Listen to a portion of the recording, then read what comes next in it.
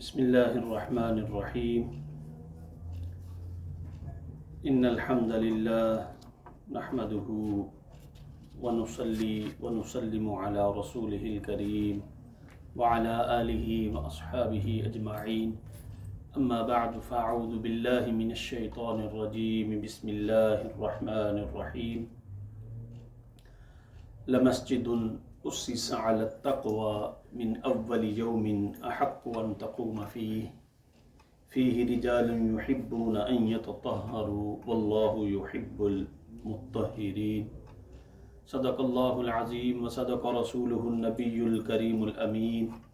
ونحن على ذلك لمن الشاهدين والشاكرين والحمد لله رب العالمين.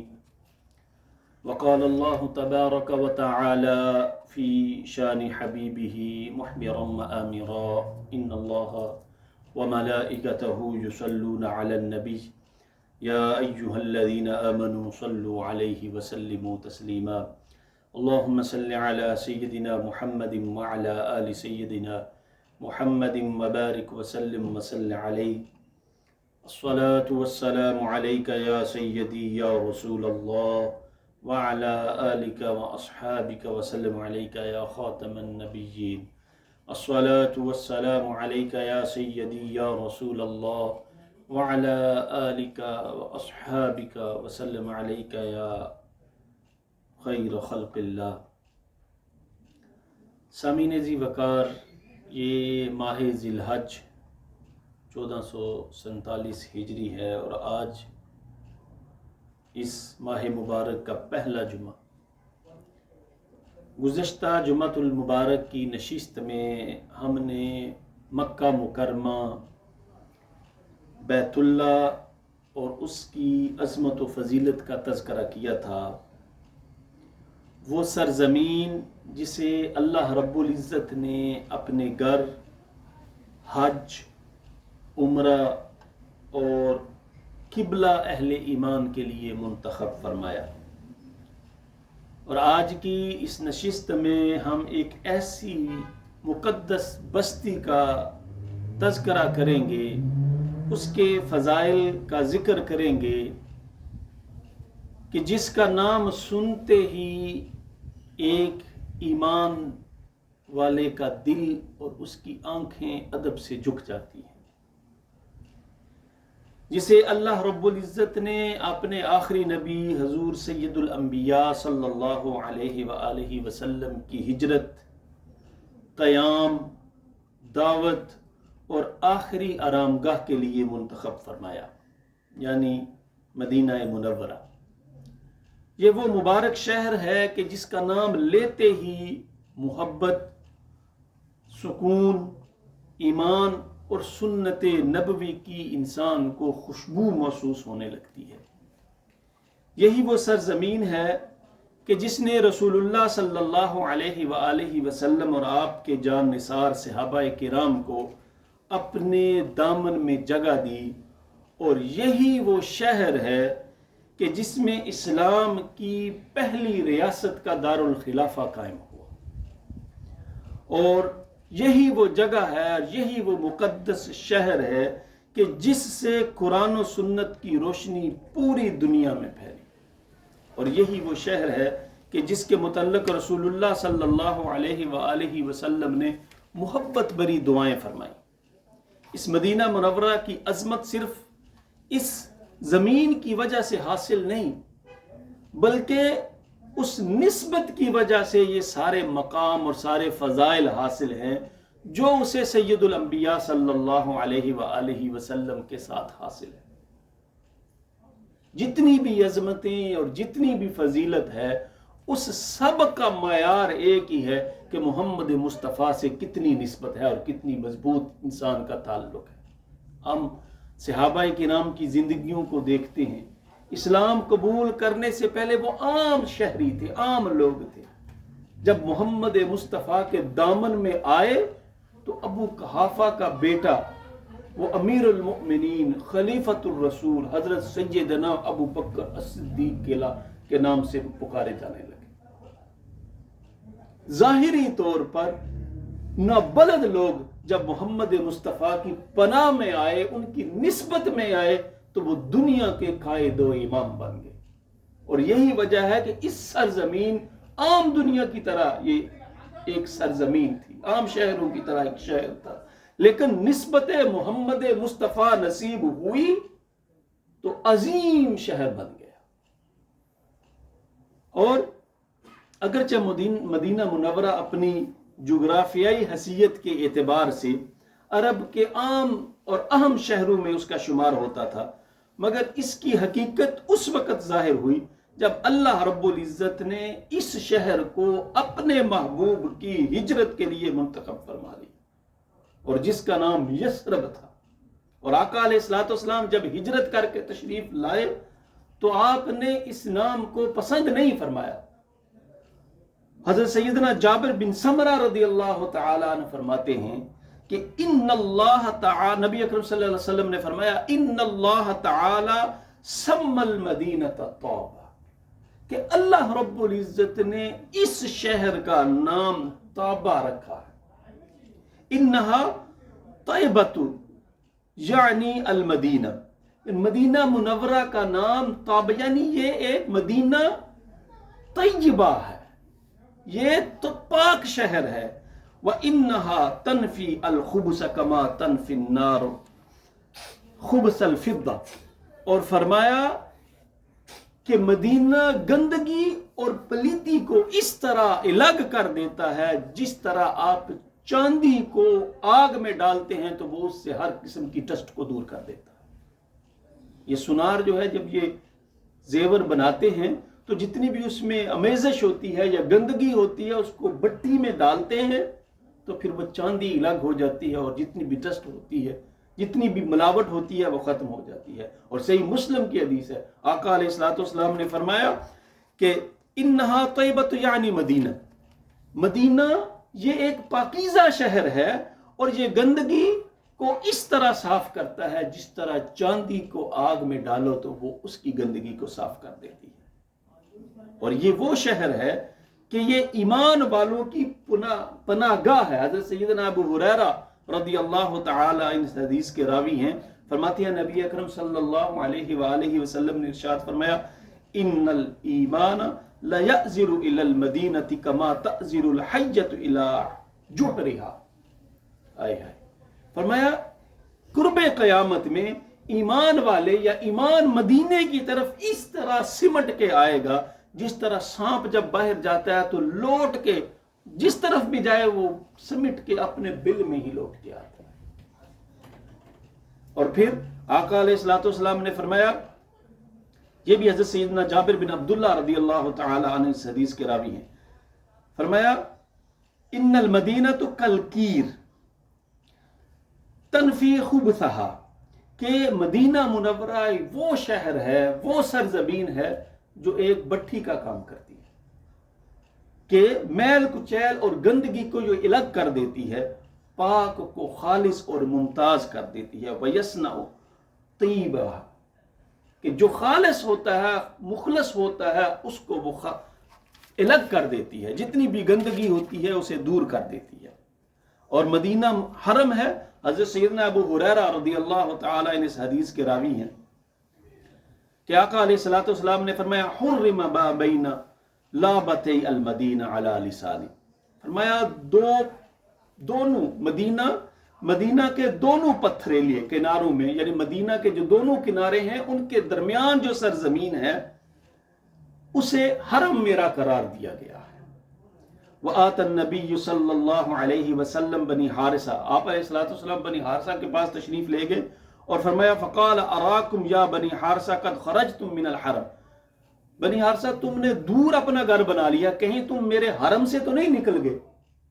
تو جب آپ علیہ الصلوۃ والسلام نے دوبارہ دیکھا تو فرمایا نہیں، تم میرے حرم میں ہی ہو۔ یہ اور پھر آقا علیہ الصلوۃ والسلام نے فرمایا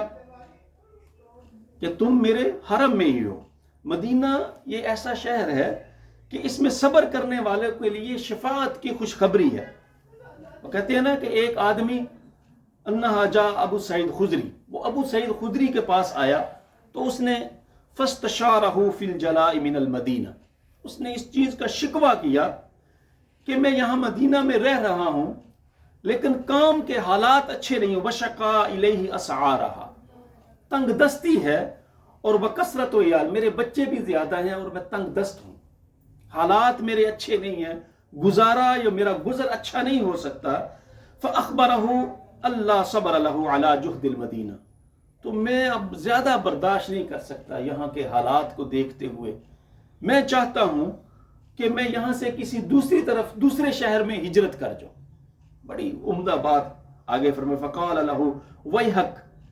تو حضرت ابو سعید خدری فرماتے ہیں تو کیا کہہ رہے ہو، ہلاکت ہو تجھ پہ، افسوس ہے تجھ پر کہ تو مدینہ منورہ کو، شہر محمد مصطفیٰ کو چھوڑنے کی باتیں کر رہا ہے، اور میں نے خود آقا علیہ الصلوۃ انی سمعت رسول اللہ صلی اللہ علیہ وسلم، میں نے سید الانبیاء صلی اللہ علیہ وآلہ وسلم سے یہ سنا ہے، لا یصبر احد علی لاوائہا فیموت، فرمایا کہ جو مدینہ کی سختیوں پہ شکایت نہ کرے، وہ صبر کرے، فیمت، اور اس کی موت ہو جائے، تو انی کنت لہ شفیعا، میں قیامت کے دن محمد مصطفیٰ اس کی شفاعت کروں. یہ اجر عطا کیا گیا ہے جو مدینے کی سختیوں پہ صبر کرتا ہے. آقا علیہ الصلوۃ والسلام نے فرمایا میں اس کے لیے شافی ہوں، میں اس کی شفاعت کروں گا. اور پھر آقا علیہ الصلوۃ والسلام نے فرمایا اللہم ان ابراہیم حرم مکہ، اے اللہ، حضرت ابراہیم علیہ الصلوۃ والسلام نے مکہ کو اپنا حرم قرار دیا، اپنا حرم بنایا اور اسے حرم قرار دیا، اور پھر فجعلہا حرما، اور اس کے حرم ہونے کا اعلان فرمایا وَإِنِّي حَرَّمْتُ الْمَدِينَةَ حَرَامًا مَا بَيْنَ مَأْزِمَيْهَا، فرمایا مدینے کے دونوں کناروں کے درمیان، دونوں سرحدوں کے درمیان جتنی بھی سرزمین ہے میں اس نے اپنا حرم قرار دیا. اور پھر فرمایا اللہ یحراق فیہا دم، اس میں خون ریزی نہ کی جائے، ولا یحمل فیہا سلاح للقتال، اور اس میں جنگ کے لیے، قتل و غارت کے لیے اسلحہ بھی نہ اٹھایا جائے، ولا تخبت فیہا شجرۃ الا لعلف، اور جانوروں کی ضرورت کے علاوہ آپ درختوں کے پتوں کو بھی نہیں جاڑ سکتے، انہیں بھی نہیں کاٹ سکتے اگر ضرورت نہ ہو. اور پھر آقا علیہ الصلوۃ والسلام نے ہاتھوں کو اٹھایا اور دعا فرمائی اللہم بارک لنا فی ساعنا، اللہم بارک لنا فی مدینتنا، اے اللہ ہمارے اس شہر مدینہ کو برکت والا شہر بنا دے. اور پھر آقا علیہ الصلوۃ والسلام نے فرمایا اللہم بارک لنا فی ساعنا، اور ہمارے سا میں برکت عطا فرما، اللہم بارک لنا فی مدنا. یہ مد اور سا جو ہیں یہ پیمائش کے، تولنے کے پیمانے ہوتے تھے. مد جو ہوتا ہے یہ تقریباً 600 سے 800 گرام کے درمیان، جیسے نہیں آپ ہاتھوں، دونوں ہاتھوں کو جوڑ کے